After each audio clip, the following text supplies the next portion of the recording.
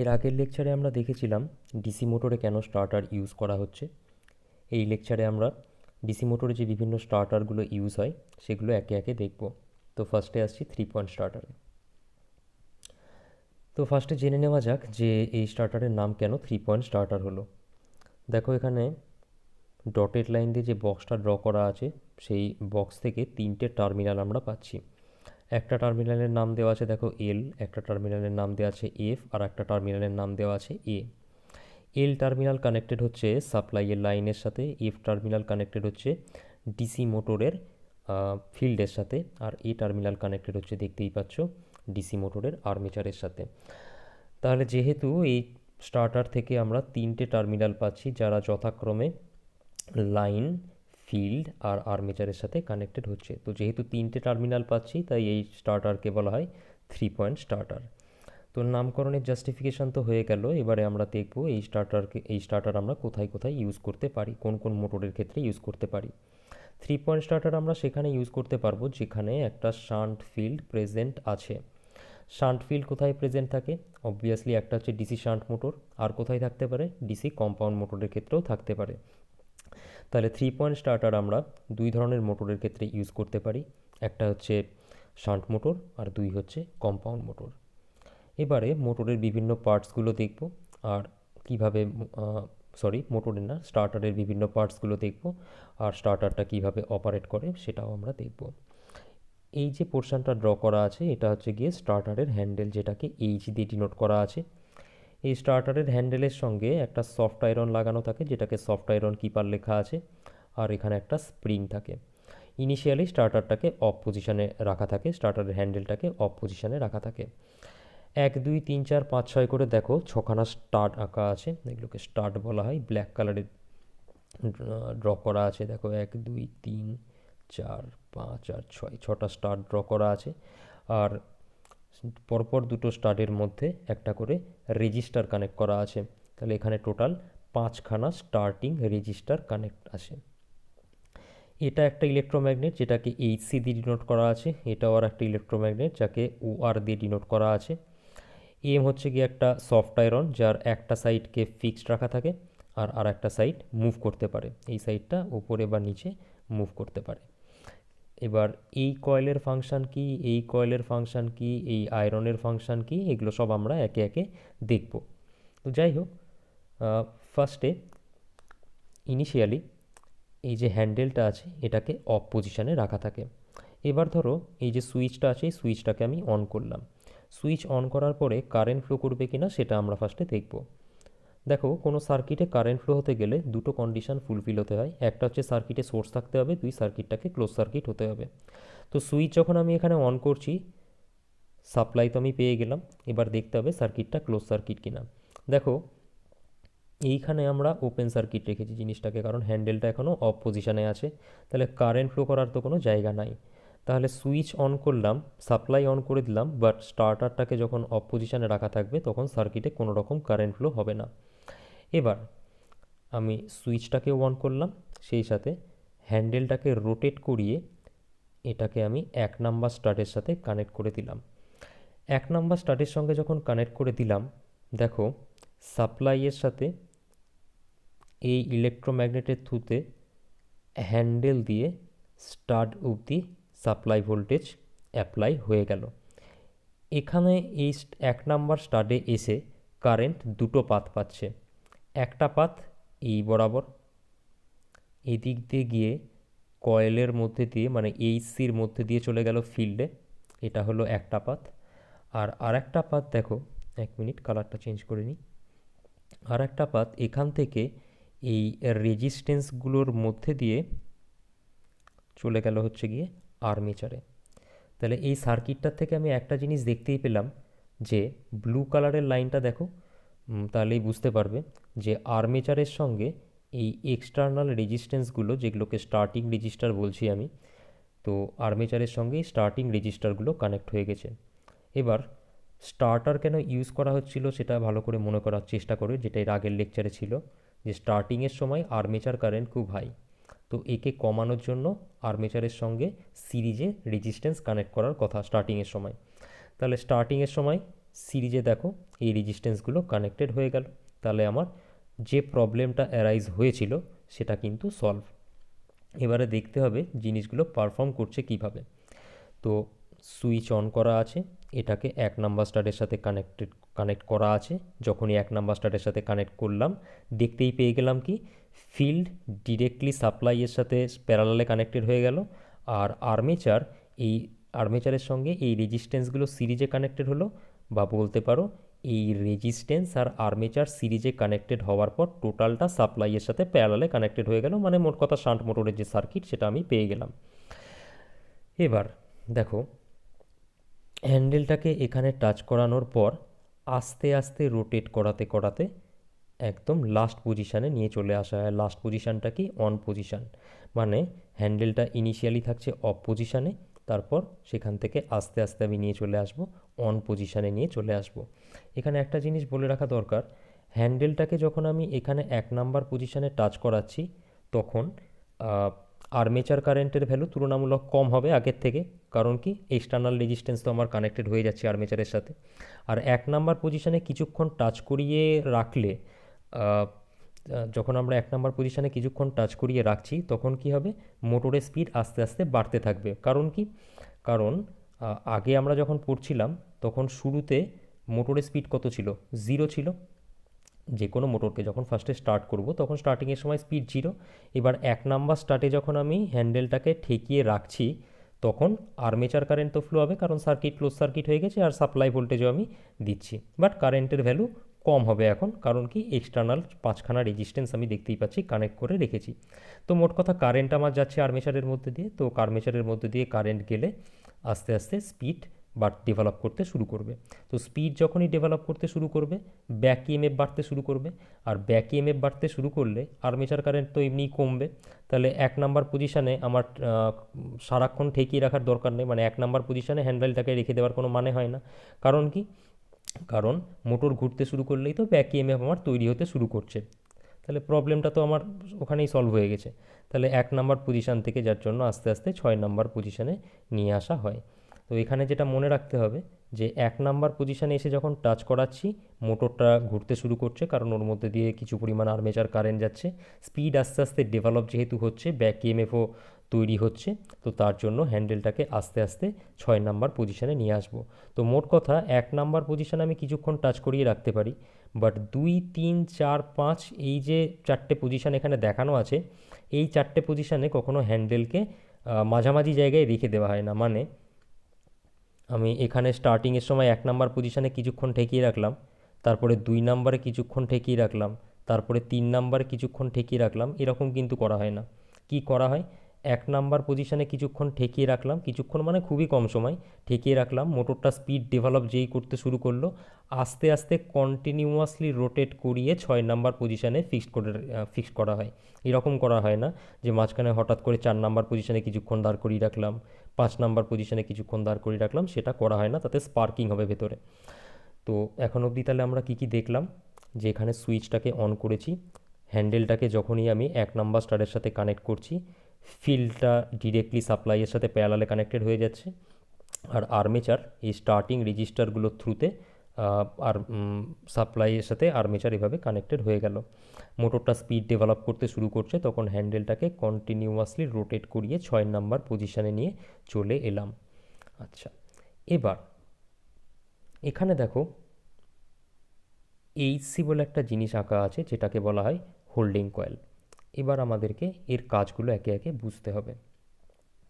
দেখো, যখনই আমি স্টাডের সাথে 1 নাম্বার স্টাডের সাথে হ্যান্ডেলকে কানেক্ট করছি ফিল্ডের মধ্যে দিয়ে কারেন্ট ফ্লো হতে শুরু করলো। ফিল্ডের যে কয়েলটা আছে, মানে ফিল্ডের যে সাথে যে যে তারটা আছে সেই তারটাকেই দেখো হোল্ডিং কয়েলের মধ্যে দিয়ে নিয়ে যাওয়া হয়েছে। এই যে স্ট্রাকচারটা এটা হচ্ছে কি একটা আয়রনের উপর দিয়ে কয়েলটাকে জড়ানো আছে। তার মানে এই যে আইএসএইচ কারেন্টটা আছে, শান্ট ফিল্ড কারেন্টটা আছে, এই কয়েলটার মধ্যে দিয়ে ফ্লো হচ্ছে। তো এই কয়েলের মধ্যে দিয়ে যখনই কারেন্ট ফ্লো হবে এই যে আয়রনের টুকরোটা আছে সেটা কি হিসাবে আচরণ করবে, একটা ইলেকট্রোম্যাগনেট হিসেবে আচরণ করবে। তো তাহলে যখন আমি হ্যান্ডেলটাকে এখানে 6 নাম্বার পজিশানে নিয়ে আসব এই যে সফট আয়রনটাকে হ্যান্ডেলের সাথে কানেক্ট করা ছিল, সেই সফট আয়রনটা এর সাথে কিন্তু লেগে যাবে মানে অ্যাট্রাক্টেড হয়ে লেগে যাবে। কেন? কারণ এটা হচ্ছে গিয়ে আয়রন, আর এটা হচ্ছে গিয়ে একটা ইলেকট্রোম্যাগনেট হিসেবে আচরণ করছে। তাহলে যখন অন পজিশানে আসবে হ্যান্ডেলটা, সফট আয়রনটা ইলেকট্রোম্যাগনেটের সাথে আটকে থাকবে। এর সুবিধা কোথায় দেখো, এখানে একটা স্প্রিং কানেক্ট করা আছে। যদি এই জিনিসটা না থাকতো, এই ইলেকট্রোম্যাগনেটটা না থাকতো, তুমি হ্যান্ডেলকে 6 নাম্বার স্টাডে এনে ছেড়ে দিলে সাথে সাথে কী হতো, স্প্রিং ওকে আবার আগের জায়গায় নিয়ে চলে আসতো, মানে অফ পজিশানে নিয়ে চলে আসতো, আবার মোটরটা বন্ধ হয়ে যেত। কারণ কি, অফ পজিশানে যখনই চলে আসছে, টোটাল যে মোটরের যে টোটাল সার্কিটটা আছে, আর্মেচার ফিল্ড সমস্ত কিছু কিন্তু ডিসকানেক্টেড হয়ে যাচ্ছে। তো তার জন্য এখানে একটা ইলেকট্রোম্যাগনেট রাখার দরকার আছে, যার জন্য সফট আয়রনটা এসে এই ইলেকট্রোম্যাগনেটের সঙ্গে আটকে থাকবে। তাহলে এবার কোশ্চেন হচ্ছে এটাই, এখানে স্প্রিং রাখারই বা তাহলে দরকারটা কী ছিল? আমি যদি স্প্রিং না রাখতাম তাহলে তো এই জিনিসটা এখানে এসে ইজিলি থেকে যেতে পারতো। দেখো, ব্যাপারটা হচ্ছে এরকম, তুমি মোটরটাকে চালিয়েছো, মোটর নর্মাল কন্ডিশনে চলছে, হঠাৎ করে কারেন্ট অফ হয়ে গেল। কথাটা ভালো করে বোঝার চেষ্টা করো। হ্যান্ডেলটাকে তুমি এখানটায় রেখেছো, অন পজিশানে রেখেছো, মোটরটা নর্মাল কন্ডিশনে চলছে, মানে ওর একটা স্পিড আছে। এবার হঠাৎ করে কারেন্ট অফ হয়ে গেল। তো কারেন্ট অফ হয়ে গেল, কিছুক্ষণ পর মোটর তো থেমে যাবে। মোটর থেমে গেল, ওমেগা এম জিরো হয়ে গেল। তো হ্যান্ডেলটা তো এখন এই পজিশানেই থেকে যাবে, এই পজিশানেই হ্যান্ডেল আছে, অন পজিশানে হ্যান্ডেল আছে। এবার হঠাৎ করে কারেন্ট চলে এলো, তখন কি হবে? হ্যান্ডেলটা যদি এই পজিশানেই থেকে যায়, তাহলে তো আবার আর্মেচার সার্কিটটা ডিরেক্টলি সাপ্লাই ভোল্টেজের সাথে কানেক্টেড হয়ে গেল। স্টার্টিংয়ের সময় omega M zero high armature current, আমার আর্মেচার সার্কিট কিন্তু আবার পুড়ে যাওয়ার সম্ভাবনা থাকবে, বা যে অসুবিধাগুলো ডিসকাস করা হয়েছিল এর আগের লেকচারে, সেই প্রবলেমগুলো থেকেই যাবে। তাহলে জিনিসটাকে একবার সামারি করে দিই, যে এই স্প্রিংটা যদি না থাকতো তাহলে কি অসুবিধা হতো? হ্যান্ডেলটাকে 6 নাম্বার স্টাডের সাথে কানেক্ট করে রাখা আছে, মোটর চলছে, খুব ভালো কথা। হঠাৎ করে কারেন্ট অফ হয়ে গেল, মোটর থেমে গেল, তার জন্য কিছুক্ষণ পরে কারেন্ট এলো, তখন কি হবে? হ্যান্ডেলটা তো এই পজিশানেই আছে, স্প্রিং না থাকলে তো এটা আর আগের পজিশানে আসতে পারবে না। তাহলে এই পজিশানেই যদি হ্যান্ডেলটা থেকে যায়, আবার তো সাপ্লাই ভোল্টেজের সাথে আর্মেচার ডিরেক্টলি কানেক্টেড হয়ে গেল। তাহলে সাপ্লাই ভোল্টেজের সাথে আর্মেচার ডিরেক্টলি কানেক্টেড হয়ে গেলে হাই আর্মেচার কারেন্টের জন্য যে ডিসঅ্যাডভান্টেজগুলো দেখেছিলাম এর আগের লেকচারে, সেই প্রবলেমগুলোই থাকবে। তো তাহলে আমাকে এমন সিস্টেম রাখতে হবে যাতে কারেন্ট অফ হয়ে গেলে হ্যান্ডেলটা আবার অফ পজিশানে চলে আসে, এটা আমাকে মাথায় রাখতে হবে। আচ্ছা, এটা গেল তাহলে স্প্রিংয়ের একটা সুবিধা। আর কি হতে পারে? কোনো কারণে ফল্টের জন্য যদি ফিল্ড ফিল্ডের যে কয়েলটা আছে, ফল্টের জন্য দেখা গেল ডিসকানেক্টেড হয়ে গেছে, ছিঁড়ে গেছে বলতে পারো, বা কোনো কারণে পুড়ে গেছে। তো ছিঁড়ে যাক বা পুড়ে যাক, যেটাই হোক, মোট কথা ফিল্ডের যে সার্কিটটা আছে সেটা ওপেন হয়ে গেছে। তো ফিল্ডের সার্কিট যদি ওপেন হয়ে যায়, আইএসএইচ কত হবে? 0 হয়ে যাবে। আইএসএইচ ফ্লো করছিল এখান দিয়ে। তো ফিল্ড কোনো কারণে যদি ডিসকানেক্ট হয়ে যায়, ফিল্ড কারেন্ট হয়ে যাবে 0। ফিল্ড কারেন্ট যখন 0 হয়ে যাবে, এই যে কয়েলটা, এই কয়েলের জন্য এটার ইলেকট্রোম্যাগনেট হিসাবে কাজ করবে না। কেন? কারণ হচ্ছে কারেন্ট এখন 0, তাহলে এইসি ডিম্যাগনেটাইজড হয়ে গেছে। তো এইসি যখনই ডিম্যাগনেটাইজড হয়ে যাবে, স্প্রিংয়ের ফোর্স ইলেকট্রোম্যাগনেটের আকর্ষণ বল বা অ্যাট্রাক্টিং ফোর্সের থেকে বেশি হয়ে যাবে। তাহলে স্প্রিংটা কী করবে? হ্যান্ডেলকে আবার আগের পজিশানে, মানে অফ পজিশানে নিয়ে চলে যাবে। তাহলে স্প্রিংয়ের আমরা দুটো অ্যাডভান্টেজ দেখলাম। কি কি দুটো অ্যাডভান্টেজ? এক হচ্ছে গিয়ে যে কোনো কারণে কারেন্ট অফ হয়ে গেল, মোটরটা থেমে যাবে। এবার হঠাৎ যদি কারেন্ট চলে আসে, স্প্রিং না থাকলে হ্যান্ডেলটা এই পজিশানেই থেকে যেত, তখন আবার সাপ্লাইয়ের সাথে আর্মেচার ডিরেক্টলি প্যারালালে কানেক্টেড হয়ে যেত। তাহলে হাই আর্মেচার কারেন্টের জন্য সার্কিট পুড়ে যেতে পারতো, বা টর্কের যে প্রবলেমটা ডিসকাস করেছিলাম সেই প্রবলেমটা হতে পারতো। তো স্প্রিং থাকার জন্য কি হচ্ছে, যখনই সাপ্লাই ডিসকানেক্টেড হয়ে যাচ্ছে, হ্যান্ডেলটাকে আবার আগের পজিশানে ফিরিয়ে আনছে স্প্রিং। আর কি সুবিধা দেখলাম? কোনো কারণে যদি ফিল্ড ডিসকানেক্টেড হয়ে যায় তাহলে এইচসি যেটা আছে সেটা ডিম্যাগনেটাইজড হয়ে যাবে। এইচসি যখনই ডিম্যাগনেটাইজড হয়ে যাবে তখন এই ইলেকট্রোম্যাগনেটের যে আকর্ষণ বল ছিল এই সফট আয়রনের ওপর সেটা আর থাকবে না। তখন কি করবে, স্প্রিংটা আবার আগের পজিশনে হ্যান্ডেলকে নিয়ে চলে আসবে, সাপ্লাই থেকে টোটাল মোটরের সার্কিটটা ডিসকানেক্টেড হয়ে যাবে। তাহলে এইভাবে স্প্রিং আর এই যে এইচসি আছে এটা ফাংশন করে। এই এইচসিকে বলা হয় হোল্ডিং কয়েল, এইচসিকে বলা হয় হোল্ডিং কয়েল। আচ্ছা, তাহলে আমরা স্প্রিংয়ের ফাংশনও দেখলাম আর হোল্ডিং কয়েলেরও ফাংশন দেখলাম। এবারে আসছি এই ওআরটার কথায়। ওআর মানে হচ্ছে ওভারলোড রিলিজ। ওআর মানে হচ্ছে ওভারলোড রিলিজ। আর এখানে দেখো আর একটা সফট আয়রন রাখা আছে যেটাকে এম লেখা আছে। এই এমের এই যে সাইডটা আছে এই সাইডটা ফিক্সড থাকে, আর এই সাইডটা ওপরে বা নিচে রোটেট করতে পারে, মানে এটাকে সেন্টার হিসেবে এটা ওপরে উঠতে পারে বা নিচেও নামানো যেতে পারে একে। এটা কেন রাখা আছে এবার সেটা দেখা যাক। দেখো, যদি আমরা ডিসি মোটরে লোড বাড়াতে থাকি, লোড বাড়ালে কি হবে, ডিসি মোটরটা সাপ্লাই থেকে বেশি কারেন্ট ড্র করতে শুরু করবে। কেন বেশি সাপ্লাই থেকে বেশি কারেন্ট ড্র করতে শুরু করবে, একটা সিম্পল এক্সপ্লেনেশন দেওয়া যেতে পারে। মোটরে আমি লোড বাড়িয়ে দিয়েছি, মোটরে লোড বাড়িয়ে দিয়েছি মানে মোটরের আউটপুট পাওয়ার আমাকে বেশি সাপ্লাই দিতে হচ্ছে। তো আউটপুট পাওয়ার বেশি সাপ্লাই দিতে হলে মোটরটা কি করবে, বেশি ইনপুট পাওয়ার বেশি ড্র করার চেষ্টা করবে। ইনপুট পাওয়ার কি মোটরের ইনপুট পাওয়ার হচ্ছে ইলেকট্রিক্যাল পাওয়ার কি ধরনের, ডিসি ইলেকট্রিক্যাল। সেটাকে আমরা কি বলতে পারি, ভিটি ইন্টু আই, যেখানে ভিটি হচ্ছে গিয়ে টার্মিনাল ভোল্টেজ আর আই হচ্ছে যে কারেন্টটা ড্র করছে। তো সাপ্লাই ভোল্টেজ তো ফিক্সড, তাহলে ইনপুট পাওয়ারকে বাড়াতে গেলে কি করবে মোটরটা, বেশি কারেন্ট ড্র করতে শুরু করবে। আচ্ছা, এবার এই যে কারেন্টটা ড্র করছে এই কারেন্টের ভ্যালু যদি একটা নির্দিষ্ট ভ্যালুর, একটা সার্টেন ভ্যালুর থেকে যদি বেড়ে যায় তাহলেও ওয়াইন্ডিং পুড়ে যেতে পারে, ওয়াইন্ডিংয়ের উপর এফেক্ট পড়তে পারে। তো সেটা যাতে না হয় তার জন্য এই আর একটা এক্সট্রা প্রোটেকশান এখানে দেওয়া হচ্ছে। তাহলে এবার দেখব এটা কিভাবে কাজ করে। নর্মাল কন্ডিশানে যখন কারেন্ট এখান দিয়ে ফ্লো হচ্ছে, ওআর বা ওভারলোড রিলিজ যেটা আছে সেটা ইলেকট্রোম্যাগনেট হিসেবে আচরণ করবে, কারণ কারেন্ট গেলেই তো ওটা ইলেকট্রোম্যাগনেট হিসেবে আচরণ করবে। বেশি কারেন্ট যাক বা কম কারেন্ট যাক, যেটাই হোক না কেন ওটা তো ইলেকট্রোম্যাগনেট হিসেবেই আচরণ করবে। নিচে রাখা আছে কি, একটা সফট আয়রন রাখা আছে যার এই সাইডটা হচ্ছে ফিক্সড। এবার দেখো এই ইলেকট্রোম্যাগনেটটা কি করবে, এমটাকে ওপরের দিকে আকর্ষণ করার চেষ্টা করবে, কিন্তু এমের নিজস্ব ওয়েট কোন দিকে কাজ করবে, নিচের দিকে কাজ করবে। নর্মাল অপারেটিং কন্ডিশানে মানে যখন এখানকার কারেন্ট নর্মাল কারেন্ট যখন ফ্লো হচ্ছে তখন এই যে ইলেকট্রোম্যাগনেটটা আছে এর ওপরের দিকে অ্যাট্রাকশান যতটা ফোর্স তার থেকে বেশি হচ্ছে ম্যাগনেটটার ওয়েট। তাহলে অবশ্যই ম্যাগনেটটা ওপরের দিকে উঠতে পারবে না।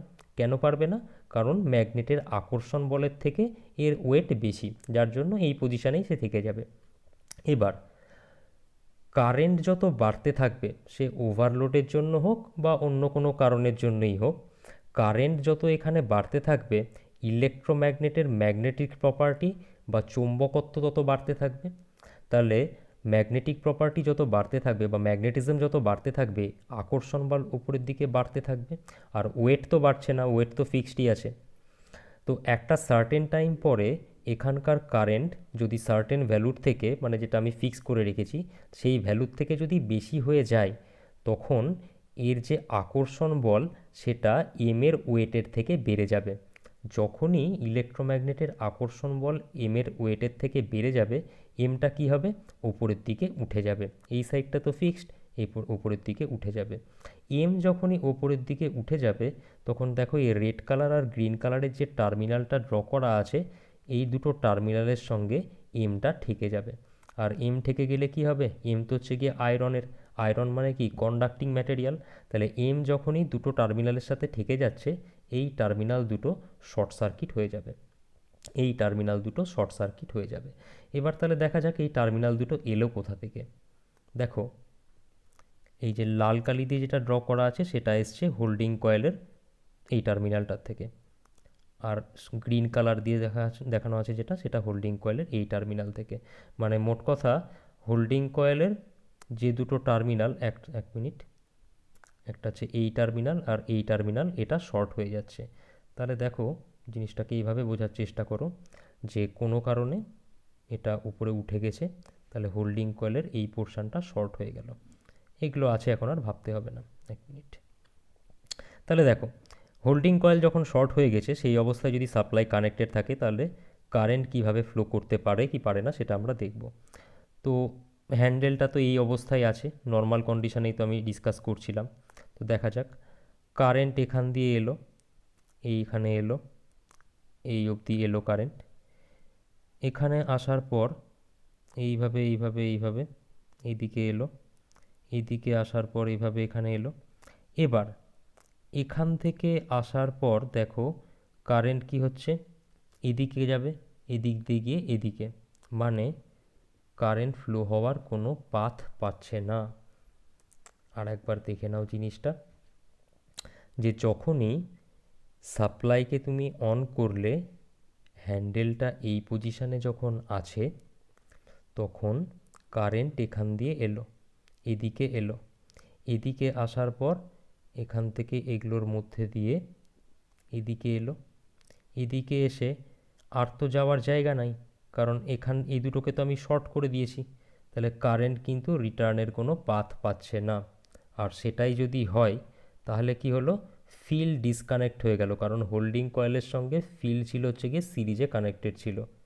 তাহলে কি দেখলাম আমরা, ওভারলোডের জন্য যদি লাইন কারেন্ট একটা প্রিডিটারমাইন্ড ভ্যালুর থেকে বেশি হয়ে যায় তখন ওভারলোড রিলিজ কয়েলের জন্য এর ইলেকট্রোম্যাগনেটিজমের মানে ইলেকট্রোম্যাগনেটিক প্রপার্টি বলতে পারো বা ম্যাগনেটিজমের বেশি হয়ে যাওয়ার জন্য আকর্ষণ বল বেড়ে যাবে। তখন কি হবে, এমটা ওপরের দিকে উঠে গিয়ে হোল্ডিং কয়েলের টার্মিনাল দুটোকে শর্ট করে দেবে। হোল্ডিং কয়েলের টার্মিনাল দুটো যখনই শর্ট হয়ে যাচ্ছে ফিল্ড সার্কিটটা ডিসকানেক্ট হয়ে যাচ্ছে, আর ফিল্ড যখনই ডিসকানেক্ট হয়ে যাবে তখন মোটর কী হবে, ফিল্ড যখনই ডিসকানেক্ট হয়ে যাবে তখন কী হবে, হোল্ডিং কয়েলের মধ্যে দিয়ে আর কোনো কারেন্ট তো ফ্লো হচ্ছে না, এটা ডিম্যাগনেটাইজড হয়ে যাবে।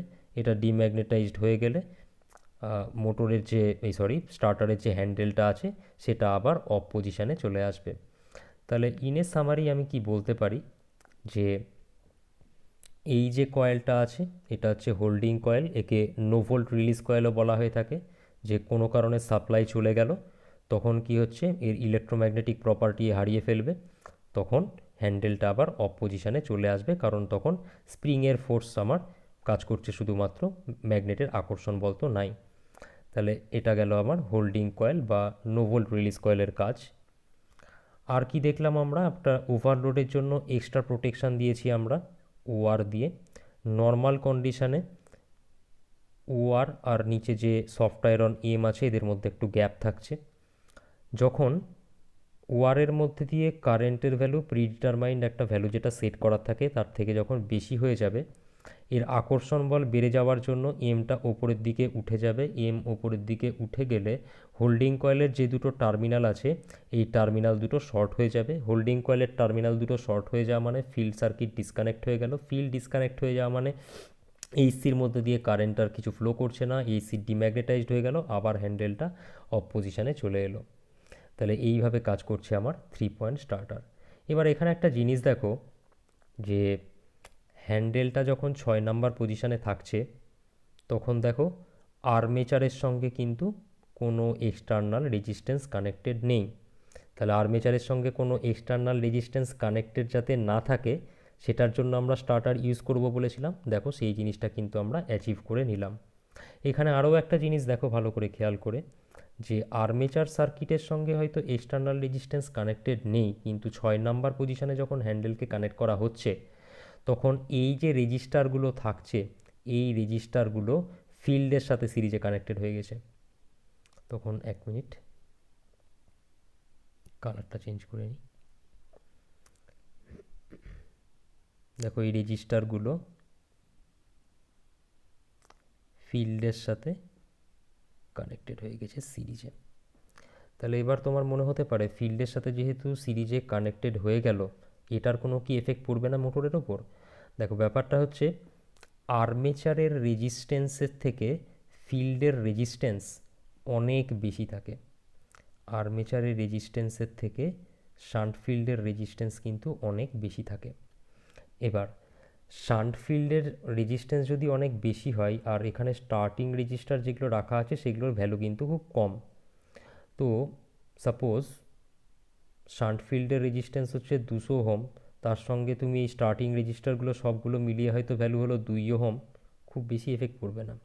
এটাই হচ্ছে গিয়ে ব্যাপার, যে শান্ট ফিল্ডের রেজিস্ট্যান্স যেহেতু এমনিতেই অনেক বেশি থাকে, তো তার সঙ্গে স্টার্টিং রেজিস্টারগুলো যদি সিরিজে কানেক্টেডও হয় খুব একটা এফেক্ট পড়বে না। এটা হচ্ছে গিয়ে 3 পয়েন্ট স্টার্টারের টোটাল যে অপারেটিং প্রিন্সিপাল সেটা। এবার এখানে আমরা দেখব যে এর ডিসঅ্যাডভান্টেজ কী আছে।